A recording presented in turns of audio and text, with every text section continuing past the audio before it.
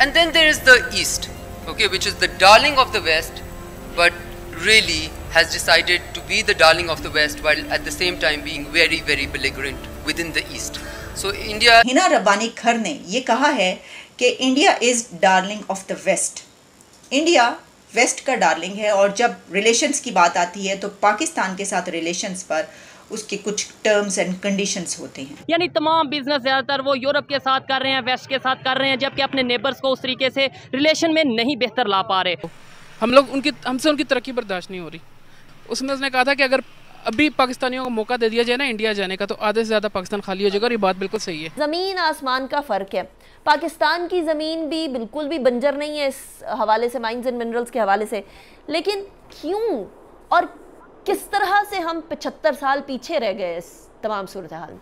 महंगाई की मजमूई शरह 28.31% तक पहुंच गई है। उनकी नज़र में हमारी कोई रह ही नहीं गई, कोई एक्सपेक्ट रह ही नहीं गई, वैल्यू ही नहीं है, तो वो किस तरह आपसे बात ही नहीं करना चाहिए। वो कहते हैं यार ये तो खुद ही भूखा मार रहा है। उन्होंने ये स्टेटमेंट गलत दी है। असल में उनको ये कहना चाहिए था कि India darling of the world है। इंडिया इस वक्त पूरी दुनिया का डार्लिंग बन चुका है। उनको ये बात कहनी चाहिए थी, लेकिन उन्होंने सिर्फ ये बात की कि वेस्ट का है। उसकी वजह क्या है? उसकी वजह आप जानते हैं कि अभी कुछ दिन पहले इंडिया के प्राइम मिनिस्टर नरेंद्र मोदी साहब का दौरा हुआ है, और वो दौरा कितना बड़ा है। हेलो फ्रेंड्स, जय हिंद। हिंदुस्तान स्पेशल में आपका स्वागत है दोस्तों। जैसा कि दोस्तों आपने क्लिप में देखा, पाकिस्तान भारत की वेस्ट के साथ नजदीकियों से कितना जरा भुना बैठा है। पाकिस्तान की उप विदेश मंत्री हिना रब्बानी खार ने वेस्टर्न देशों के साथ भारत के बढ़ते संबंधों के बारे में टिप्पणी की है। उन्होंने भारत पर अपने पड़ोसी देशों के प्रति युद्ध वाला रवैया रखने का आरोप लगाया है। इस्लामाबाद में मंगलवार को पाकिस्तानी गवर्नर्स फोरम 2023 में बोलते हुए हिना रब्बानी खार ने भारत को वेस्टर्न देशों का चहेता बताया। भारत ने हमारे लिए हमेशा दरवाजे बंद किए हुए हैं। भारत कुछ देशों के लिए बहुत खुला रहता है, लेकिन कुछ लोगों और अपने क्षेत्र के कुछ देशों के प्रति बहुत ही आक्रामक है। आपको यहां बता दें कि सीमा पार से लगातार हो रहे आतंकी हमलों के कारण पिछले कुछ वर्षों से पाकिस्तान के साथ भारत के संबंधों में गिरावट आई है। जब भी भारत पाकिस्तान के साथ रिश्तों की हाथ बढ़ाना चाहता है, ठीक उसी वक्त पाकिस्तान भारत की पीठ में छुरा घोंप देता है। हिना रब्बानी खर ने ये कहा है कि India is darling of the west. India west का डार्लिंग है, और जब रिलेशंस की बात आती है तो पाकिस्तान के साथ रिलेशंस पर उसके कुछ टर्म्स एंड कंडीशंस होते हैं। ये कहना उनका कि India darling of the west है, तो इसका मतलब ये हुआ कि जब हमें ये पता चल गया कि मैं तो ये समझती हूँ कि उन्होंने ये स्टेटमेंट गलत दी है। असल में उनको ये कहना चाहिए था कि India darling of the world है। इंडिया इस वक्त पूरी दुनिया का डार्लिंग बन चुका है। उनको ये बात कहनी चाहिए थी, लेकिन उन्होंने सिर्फ ये बात की कि वेस्ट का है। उसकी वजह क्या है? उसकी वजह आप जानते हैं कि अभी कुछ दिन पहले इंडिया के प्राइम मिनिस्टर नरेंद्र मोदी साहब का दौरा हुआ है, और वो दौरा कितना बड़ा है, और उसके बाद जो अमेरिका के रिलेशंस हैं पाकिस्तान के साथ, उसकी कोई और समत जो है अब मुकर्रर हो चुकी है। वो किसी और डायरेक्शन में जा चुके हैं, और हमने भी क्योंकि फैसला किया है ये कि अब हमने अमेरिका के बजाय चाइना के साथ स्टैंड करना है। अब हम चाइना के साथ खड़े हैं, अमेरिका के साथ नहीं खड़े, तो एक वजह ये भी है। लेकिन ये बात अपनी जगह पर बिल्कुल दुरुस्त है कि जो वेस्ट है वो इंडिया को इस वक्त बहुत ज़्यादा प्रेफर कर रहा है। ठीक है, अच्छा, उसकी बड़ी वजह क्या है? हम शायद ये जो उन्होंने बात की ना, इसमें एक थोड़ा सा मुझे गुरूर नज़र आया है। मैं नहीं समझती कि हमें इस तरह का कुछ इमोशंस दिखाने चाहिए, जिसमें हमने ये कहा है कि देखो हम तो तैयार हैं।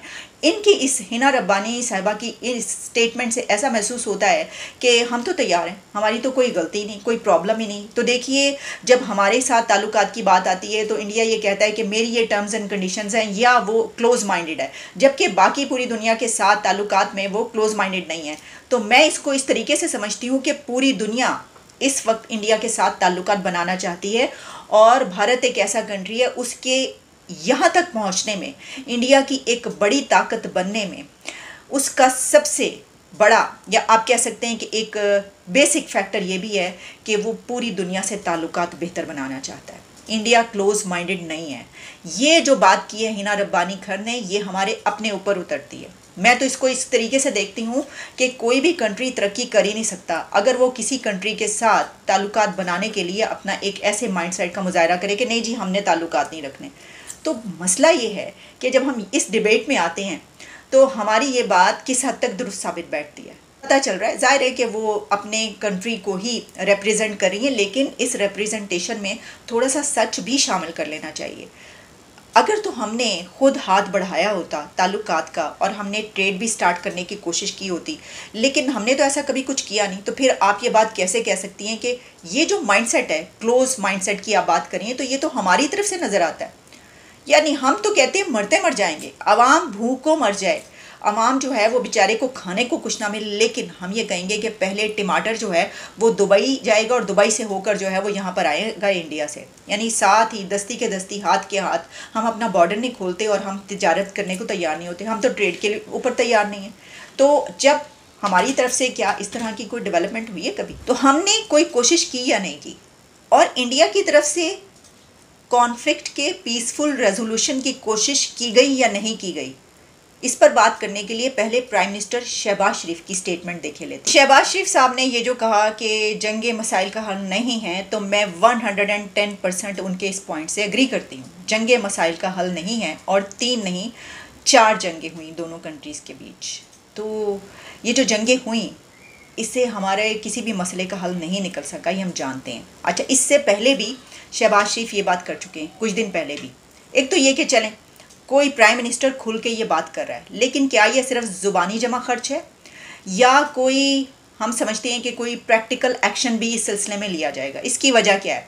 देखिए, जो हमारा पास्ट है, जो हिस्ट्री है पाकिस्तान की, वो ये बताती है कि ज़ुबानी जमा खर्च बहुत ज़्यादा होता रहा है। इसकी वजह ये है कि अगर आप प्रैक्टिकल एक्शंस की बात करें तो वो तो हमारे हमसाया मुल्क की तरफ से नज़र आते हैं। देखिए ना, जब हम पीसफुल रेजोल्यूशन की बात करते हैं किसी कॉन्फ्लिक्ट के, तो उसमें क्या किया जाता है? एंगेजमेंट।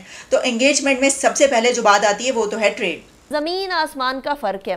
पाकिस्तान की ज़मीन भी बिल्कुल भी बंजर नहीं है इस हवाले से, माइंस एंड मिनरल्स के हवाले से, लेकिन क्यों और किस तरह से हम 75 साल पीछे रह गए इस तमाम सूरत हाल? इसके एक मैं थोड़ी सी छोटी सी ब्रीफ आपको दे दूं कि पाकिस्तान का जितना भी पहाड़ी इलाका है, शुमाली इलाका जात JNEGB गिलगित बल्तिस्तान, जो पूरा एक 75,000 स्क्वायर किलोमीटर एरिया पे मुहित है, उसके बाद KP आता है, उसके बाद हमारा एक्स ट्राइबल बेल्ट आता है, उसके बाद फिर बलूचिस्तान। तो इसमें मिनरल पोटेंशियल की अगर बात करें तो सबसे पहले तो ये मैं अर्ज़ करूँ कि सारी दुनिया में, पूरे ग्लोब में एक मिनरल के लिए एक मखसूस जियोलॉजिकल एनवायरनमेंट होता है, यानी एक मिनरल एक मखसूस एनवायरनमेंट में पाया जाता है। अब यहाँ पे हमारे सारे जितनी भी इलाके हैं, इसमें सारी मिनरल के लिए सारे जियोलॉजिकल एनवायरनमेंट्स बैक वक्त इकट्ठे पाए जाते हैं। और वो ये है कि अल्लाह ताला ने हमें बड़ा यूनिक जियोलॉजिकल सेटअप दिया है।